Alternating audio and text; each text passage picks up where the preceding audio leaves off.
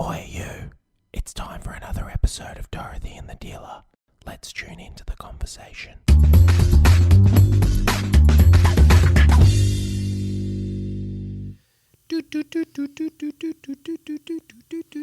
It's an old rave tune. Remember it? Baby, don't hurt me no more. I'm sure we've done that What song is before. love? Baby, don't hurt me no Don't hurt more. no more. I'm sure we've done that. If we haven't done Hadaway's What is Love, then I don't know where we've been, to be fair. Who was it? Hadaway. Hadaway, I What is think. love? What is love? Baby, don't hurt me. Ah, Okay, yeah, I'm really- you know people what? will be singing that to themselves for weeks now. Yeah, and now that's going to come on when we do our 200th show, and people are going to listen to the fact that our bad singing again. A lot of people listen to our bad singing now. There was a really good Will Ferrell movie I can't remember what it was. I can't remember what that was. I'll see if we can find the name of it. But that was actually a pivotal song all the way through the movie. It was very, very funny. It was very. What very is funny. Love was? Yeah, that song was all the way through the movie with Will Ferrell in it. A Night at the Roxbury. That's right, A Night at the Roxbury. Have you ever seen that? I don't remember. It is. Sometimes I watch movies and I don't remember. Yeah. If I've I was seen watching them or Dumb not. and Dumber last night. I remember again. that one. I watched it with the kids again, and then we had to switch it off. Andrew was like, "Oh, that's a bit inappropriate." Yes. Yeah. But one of the best scenes in Dumb and Dumber where when he walks in with the cane and he's whipping the other guy with the cane, that was absolutely I hilarious. don't remember that bit. Yeah, it was very funny. Anyway, Anyway, how you going? good. How's it going? How's Alexi's little veggie patch coming along? Yeah, we're Lexi has wanted to start growing vegetables for ages, so we set one up yesterday. I went in and I went down to, but I was at a party on 40th on Saturday night, so yeah. Anyway, blew myself up a little bit. I haven't let go on a while, so I blew myself up a little bit. Had a few beers, probably a few too many. I was wondering why you're a bit funny today. And then, so then Saturday I'd been promising Sunday, you Sunday mean? morning. She was up at 6 o'clock, like, "Come on, Dad, we got to go and do the." I'm like, "Oh my god!" So I had to get down to Bunnings and get everything. But we've set up this veggie patch, and we're growing strawberries, broccoli, lettuce, beans, tomatoes. Yeah, some really, really cool stuff. Yeah, she dragged me out there the other night to She's see like, the "Dad, little you're not going to lettuce. need to go shopping anymore." And I'm like, "Honey, see Don't that think- 3 acres out there? Yeah, okay. If we filled that whole 3 acres with vegetables, it would probably last us about 2 months, and take about 6 months to grow them." So, but it's not the point. She's It's in there very doing cute. that. She's It is. really, really excited about it. I saw her Yeah, lettuce. yeah. She was telling me she loved me yeah. all week. "Oh, I love you, Dad." I'm like, "Oh, it's okay. I love you too." You know. Getting all affectionate. It That's is, so yeah. cute. Because Lexi's, but when Lexi tells you that, she means it. You know. Yeah, 100%. She's not just saying it. No. Well, I think Lola means it when she says it as well, but she's just, Yeah. Doing her like thing. she's just, that's part, like she just naturally does it. Lexi Yeah. is a bit more, yeah. Yeah. Anyway, so how's it going? I'm good. I've been noticing, it's actually not a bad thing that we started talking about Lexi's veggie patch, because I've been noticing how, we did a Facebook Live the other day, a little bit about this topic, but I think it deserves a podcast because there's a lot going on. There's been a lot going on for the last year and a half now, actually. But it just gets at different levels, and I feel there's been I'm just picking up an energy from people, I suppose, in my space. Yeah. People that are struggling a bit with what's happening, with what's happening out in the world and what's happening. And we're I'm very grateful that we're not locked down here at the moment, but there's always these questions of should I or shouldn't I, have the vaccine? Should I?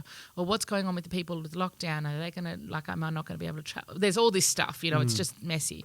And then we've got so many clients over east and who are locked down currently and really feeling like they can't do anything. We were supposed to be in Brisbane, like at the time of recording today. Yeah. We were supposed to be out in Brisbane. We're going to have to do this online tomorrow, which is really cool. I mean, online is just as awesome. But friggin' awesome. It's it's affecting how people are. It's doing things to affect and make us having to move and do things differently. Yep. And there can be points in that, and I think the people can be getting really down about that. And I've noticed that there's people around me that are, and I've just one of the staff members today is like, like struggling with a choice to make about one thing or another thing, you know, and it's just like, okay, well, where do we go from here? You know, what do we do in this situation? And I think we were speaking the other day about how important it is to be grateful. Yep. And how important it is that... But for some people, I mean, I have to admit, some people would be sitting back thinking, yeah, but that's all fucking well and good, you know, be grateful. You know, what do you mean be grateful? Well, you know, 100%. And that would have be able to be... explain it. You know, you got to be able to explain. And I think that, you know, there's a lot to be said for, you know, how do you know, when things are out of control, you know, we say to people all the time, the precursor to transformation is chaos, right? And we're in the chaos, so we're transforming, and that's fine. So where are we transforming to is ultimately where you want to be. And, you know, the thing that we all fought for, and our forebears and forefathers, and, you know, fought for was freedom. And you want... But freedom is not something that is outside of you. It's not something that freedom is something that is very much feel inside. inside. Yeah. And if you were free to do whatever you wanted to do, what would you be doing, and how would it be making you feel on the inside? So I'm a big believer in getting really clear about what you want to feel ultimately, because that needs to be the narrative, which is when you're clear about that, everything else drops away. But people are not clear about that. People are being outwardly influenced by visual things and audible audio, and because of that, it's altering how they feel on the inside. When in actual fact, we're very powerful creators. If you're broadcasting fear and lockdown and all that sort of stuff, well, that's what you're going to get more of. Right. So that's what I was just trying to figure out how you were linking that to gratitude. Yeah. So gratitude is about broadcasting and resonating with what you're broadcasting, right? Yeah. And you've got to be able to broadcast gratitude, like no matter what the situation, no matter what's going on. So if we're relying on something that's happening outside of us for us to be grateful, or for something to change so we can feel relief, or something to change so we can feel free, we're not grateful. No. We're not grateful in that space. Yeah. And I feel like, I mean, I know I've had moments of it. I know you've had moments of it. Everybody gets moments of not feeling, you know, you don't live in that space of true gratitude. But you can practice gratitude, right? And practicing gratitude is actually being active in your awareness of what actually is happening and to step outside of it and look at it from a different perspective. And I feel like that's the part that some people are struggling with, is that looking at it from a different perspective. And and I feel like, so what I want to do today is talk about some of the things that I know work for me, I know work for you, and what we think can be the best things that people can do, anybody can do, what we do to be able to get ourselves out of that place where you can't see out of that funk, that other perspective. And I used the analogy on the live the other day about the ball, you know, seeing two kids sitting at the front of the room, and one kid says the ball is black, the other kid says the ball is white, and in the middle there's a ball, you know. Yeah. And one says it's black, and they swear, and they will not change their minds. They cannot see that it's the other way. Well, and it's actually they're looking at a circle, right? Well, one sees the circle as white, the other sees the circle as black. Yeah. So they've got, because that's from their perspective, they can't see it's a ball, right? But when you look at, because they're sitting at the desk and the balls, there's massive balls in the middle, and they can only see their one side. So it takes for them to stand up off of their chair, move around, go and sit where the other person is sitting to see their point of view. Yep. And then to see, actually, there's another perspective here. It's not just the way I saw it in the first place. Right. That's the first step of being grateful, is looking to see that there's another side, right? But a bigger step, and the more important one, is actually getting up off the chair altogether, maybe standing on a ladder or something, and seeing the ball for what it is. It's not black, it's not white, it's both, it's neither. And seeing it as a ball, you know. And what happens is I think we get so caught up in the perspective, in the perspective that we're in, and we'll defend that perspective to the ground, and we cannot see the other side. And we've all been guilty of that, including me, especially me. So it's like, well, what can we do? And so we were talking about it before, and I know one of the things for you, that you have to literally move. Yeah. Like you've got to move your physical body. I think it's important to understand that one of the things I'd never realised is that you got to move, but you got to move in certain ways. You know, you got to walk. Running puts your body under stress. If you're already stressed, you know, you have to understand you're not de-stressing when you run. You're actually putting your body under further stress. The other thing about, but moving in some sort of fluid way of exercise, yoga, sitting, stretching, that's what movement is. Anything that is resonates. You know, sometimes I'll feel like going for a run. Sometimes I'll need just to walk, and the run won't cover it. Do you know what I mean? So it's like you've got to move in ways that feel right for you, but you've got to actually be moving. Yeah.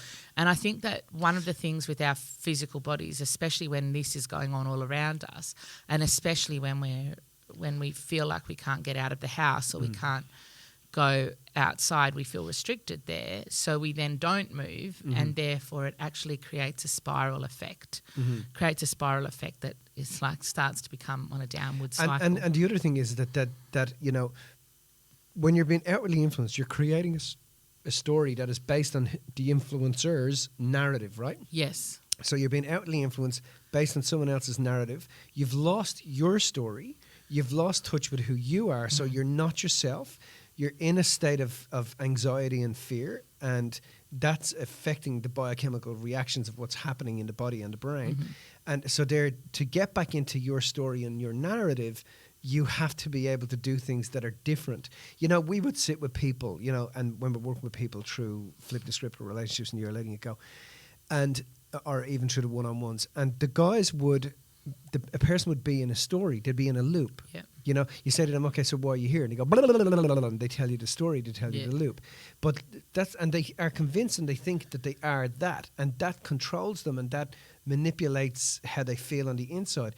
And when you can jam a screwdriver into the loop and you can sever the loop, you know, very quickly they see another way. Does that make sense? Very quickly they think, Jesus, I was caught in a funk there, you know, and they can just see the story for what it was, that it was just automatic. It was like it was on autopilot. And you got to see at the moment, your story now, you're all the time taking in information from your outer world. And you got a new narrative building. And the question is the new narrative the narrative that you want to be your life? Does that make sense? Or is it something you want to traumatize you, or something you want to blame because you never got ahead financially, or you got caught up in a downward spiral, or your business fell apart, or you lost your job, or you lost your sanity? Your story is entirely yours. But I think just jamming a screwdriver in there and starting to feel on the inside different, you know, empower yourself on the inside changes how, and the more of us that do that, the more of us that go back inside and take hold of our own narrative, the quicker we're going to start to make a bigger difference here. Yeah, so I agree with that, but I think that what we're talking about is the moving, because I think the mental aspect can come down the track. Sometimes you've got to move to get to that place almost, because if you feel like you can't because you're stuck and you're locked down or you're limited, then when you physically stay limited, you will mentally follow suit. Do you know what I mean? So you're right in that you've got to switch how you're thinking. But I think you've always done this. You're stuck in business. You're stuck in, I don't know, something to do with the relationship. You're stuck in movement in life in general, and you'll literally put on your skates and off you go, right? What that means is that I will go and do something physically that moves myself, my person, mentally. Yes, because when you're moving, I'm stuck in a funk. Yeah, so when you're moving physically, that it makes a difference because it's affecting your mental capacity then, right? Yeah. So I think that the physical is something that people can more easily perhaps step into than perhaps the mental to begin with, because the mental can be quite overwhelming if we stay in that space, right? It can be mental. Yeah, totally. So physical, and then you have to do something then for your mental as well. Now, the physical impacts the mental, because like you said, the running might stress your physical body, but it helps with your mental, right? And it helps you process and stuff. So as long as you're doing stuff that relates in terms of your physical, so that you're not wearing yourself out at that level, you know, you do what feels right, whether that's resistance, whether it's yoga, whether it's swimming, whether that's walking, whether it's whatever it is,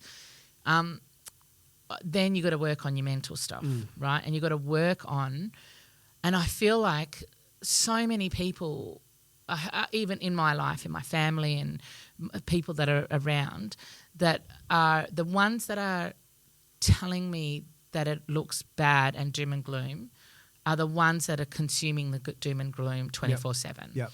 And that's consuming it through the mainstream media news sites, or it's consuming it through your Facebook, your Instagram, and what you're allowing in your space. And you said something a while back about go and unfollow the people that are not lifting you up, not like... If they don't elevate you, why would you listen to them? Yeah.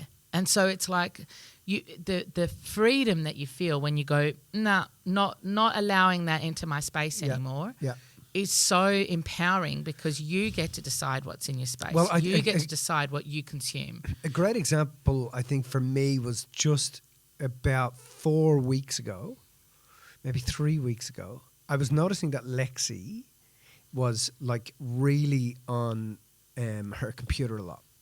So, and I was watching what she was looking at, and she was looking at some wolf girl or wolf something or other, who's this dark-haired girl with black glasses in the US. She's like a quadrillion followers, and she's on there watching this stuff, and when she's coming out of her room, she's unhappy.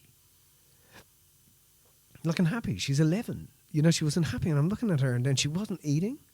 Like she wasn't eating properly. She was just eating crappy food. And then when you go in and watch what these guys are putting to the kids, they're bringing up all these really hairy situations and then judging people about their choices in the situations. And then they bring up another video, hairy situation, and then judging people on their behavior. And, you know, so pushing her opinion over and then... You know, and that was making Lexi, who's just this innocent little girl, resentful. So I went in and I thought, you know what, it's been a fucking battle, man. Trying to get kids off technology is a battle. But yesterday, for the first time, like, she's just completely different. Like, I can't explain it to people.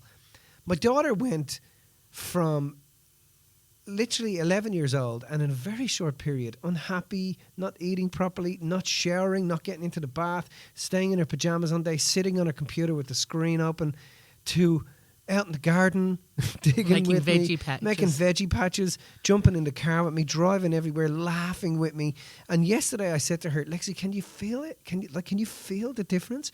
And she's like, I can, Dad. I can totally feel how different I feel. And I said, I know, hon. I said, that thing, like that technology. And I was explaining to her how they actually make you unhappy and then show you things to buy to make you happy. And I said, that's what the whole system is based around. And you might not buy now, but they're grooming you to be unhappy later in life so that you will go and buy that stuff. Well, we're all doing that. Like, if you're listening to 7, 9, 10, ABC, SBS, anything on Facebook, anything on Instagram. Like, and I know one of the guys was saying here earlier, you switch off your notifications. I'm like, that I agree, 100%. But my recommendations, delete the shit. Like, delete it. You know, and for me, I went in and I deleted, you deleted it from my television, YouTube, so the kids cannot get YouTube. I've deleted it from my phone. I've deleted Facebook from my phone at the moment. I mean, I have to do stuff through work, but my personal Facebook page is gone. I just don't want it up there. I'm just, you know, and it has changed everything within the household. So, what if everybody did this? Yeah. What if everybody did this? What if everybody went in and went, I'm not going to fucking hang out, listen to, allow it into my space. And then that became the tipping point. We became the masses. Does that make sense? Whoever is controlling that shit would have to change the narrative. Yeah, 100%. So I think that's for me, it's either, I think deleting it is good. Like, I think for some people, you just can't even have it there, because if you have it there, you don't even realize how much time you're spending on there and how much it's occupying your time. And if you are going to be on it, make sure you're only following things that are uplifting, inspiring, on the terms of your values, you know? So I have a registration book in my house. So when the kids come home, they get a certain amount of time on the weekend, and then they get a certain amount of time during the week. And every time they pick up a device, they have to write the date, the time, what it was they watched. So they have to register. And if they don't register, they lose it for a day. So that has also allowed us to see what they were doing and allowed them to feel as if they're in charge of it. They're registering it, not me. You know, so they feel they're starting to get, okay, and understand. Yeah, because Lexi was on the computer the other night when I was there, because I was helping Ollie with his book week costume. And she was looking up the veggie patches. And so she's still using the computer. She's just not mindlessly being on there because she can, Yeah. So I think that makes a difference. So physical movement, mental, so watch what comes into your space. Health is not about just what you eat. It's what you consume mentally every way. So you've got to watch what you're consuming. And then spiritually, I think, like mental, spiritual and physical are the three core areas of life. There are other areas of life, so family, sexual, etc. But they're all in about your relationship with somebody else or other people. Mental, spiritual and physical are about your relationship with yourself. So I think you've really got to take care of those three aspects. And in terms of spiritual, for anyone who's done our work, get in and do an equilibration. Don't let that stuff occupy your mind in space and time. It's just not worth it. And then also in terms of spiritual, there's the full, equilibration that, obviously we teach and letting go, but there's the 8-step equilibration as well, which everybody can learn easily because it's just we show it everywhere. But then also, this is where your mission statement comes in handy because your spiritual is your journey, it's your outcome, it's your outlook. And so when you have an outlook, so I think the physical is important to start off with because when you're moving, it at least gets you out of the funk in a physical sense. The mental is good because then you clear, it's like you're clearing your space. But if you are moving and you've got a clear space and you have no plan on where you're going, then you'll end up back in the same situation that you were in. And I think that having you text me last night, Millsy, read your mission statement again, like making sure like we're keeping each other accountable to making sure we're on track, we're on our mission, that we're focused. And, having the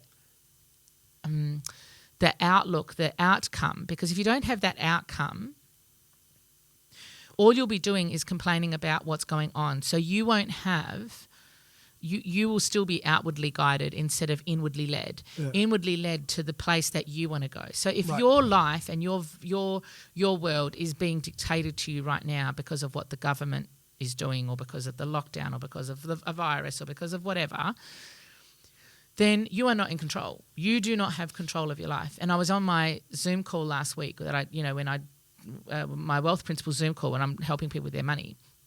And it's like the quality of problems that these people have are high quality problems because what they're doing is they're trying to figure out and they're working on the mission all of the time. It's like, what's the outcome? What's the outcome? What's the outcome? Because if you're not working on the outcome, you'll get stuck with somebody else's outcome. You'll be working somebody else's outcome, somebody else's vision.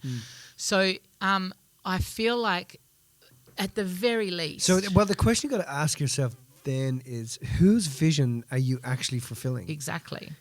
Because if you're taking on board I'm not saying that there's not real problems that people are having as a result of it, but if you're taking it on board and not finding a way or not asking the right questions or, I don't know, reaching out for the right help or whatever that's needed so that you can get an outcome, then whoever is out there controlling that is controlling your life at the end of the day. So you have to be so clear with your outcome that it doesn't matter. Like, for example, with what we do, it doesn't matter that we're locked down. We can still deliver our message, right? We can still deliver the purpose for what we're actually here to do. We're not being guided by what somebody else is telling us that we can and can't do. Sure, that might limit the way we do it, but it doesn't change what we do. Yeah. And I think that that's super important. Well, right? I mean, and it might limit the way we do it, but it hasn't put a limit. In fact, it's made us more limitless. Yes, 100%. In how we've chosen to deliver the message now, Yes, it's opened it up. World, but there's stuff that you wouldn't have seen before because we didn't take the time to step up, look at the other side of the circle and then look outside of that, right? So the perspective is about looking down. So then I would say that once you have sorted your mental, spiritual and physical, you've got to take inspired action. Yeah. You've got to take action. So the physical movement is just moving your body, but taking inspired action is about what is the next best thing, the next right thing for me to do. Right. And if you're down and out with the state of the world and there's somebody suggests to you that if you write a letter to this politician, then that's going to help. Go and do that. Yeah. But then come back to your mission. Yeah. And then, okay, the next best thing for my mission is this. I'll go and do that. And finding your next best inspired action is super important. It's like taking action in an inspired way and removing the blocks to you doing that. Yeah. So the blocks to you doing that is your time spent just mindlessly scrolling, or time spent just mindlessly watching television shows or whatever. That's okay in a time and a place. But if you're moving your body, if you're clearing your mental space, and that includes meditation, it includes what you're consuming in terms of what you're hearing, what you're listening to, and you're also on mission, then you won't be as bogged down by your day-to-day, you won't have time to be as bogged down by your day-to-day stuff that comes up. You've got to keep, your inspired action is no, this is my plan. This is where I'm headed. This is where I'm going. This is the next best thing. You always say, it's like a GPS, that you put that on your GPS. Then your GPS is going to tell you what's the next place that you need to go in order to get to that destination. Yeah, and I think, sometimes I can see how people think, well, we have to do something. We have to, we have to be able to push back. And I agree, but you got to push back in the right way. You really have to push back in the right way, and you got to understand what it is you want to feel and how it is you want your world to be, and focus on that. See, people want to change the world, but they don't want to start with themselves. They want everybody else to change, but they don't want to do that for themselves. And I think that we're all in that place. It's not a judgment, because I'm in that place sometimes. Everybody gets in that place sometimes, but when I'm in that place, that's exactly the time where I know, no, I have a choice here. We were listening to, I was a few weeks back, right at the beginning of this month, I think, I told you that I'd listened to this podcast, Joe Rogan podcast with Yeonmi Park, right? Yeah. Fantastic podcast. So good. Fucking so good. It was a tough one for me to listen to. Yeah. It was like, fuck, man. And then I was hearing stories of people saying, no, I don't believe her. I don't believe her. And then ultimately, the reason people don't believe her is because they don't want to believe that cognitive dissonance, that it could actually be happening in the world right now. Yeah. And because people are so far removed from what she was talking about. Where we've been to India. I've taken you to places in India that kids are living on dumps and da-da-da. Yeah. So you go there and you realize, fuck, that's not much of a step away from absolute tyranny, and absolute, So to contemplate that there are concentration camps happening right now as you're listening to this in the world, you just can't comprehend it. But there are 100%. So people think there's no way, and it goes, no, there are. They're happening right now. So if you're just in a bubble, where you've never seen or witnessed any horror like that, the jump is too far. But if you have, and you've travelled, and you've ever been to any places in the world where there is extreme poverty, you realise that it's really not that much of a leap. You know 100%. What I mean? It's not that much of a leap. So she was talking, she was really giving especially the first half, she was sharing a lot of her experiences in North Korea, and what it's like there, and what it was like to leave, and what it was like to escape and eventually come to America, etc. And then the second half was really talking a little bit about perspectives on America now, and the censorship, and some of those other bits and pieces, which were really good for me to hear from her point of view in relation to what she'd experienced, right? Yeah. But there was a point in the podcast which I think Joe asks her, so what do we do? What do we do? Yeah. And she said, before, you wouldn't be able to find a vegan restaurant anywhere, right? She said, especially in the US. In the US. She said, but now everywhere you turn, there's a vegan restaurant. Why?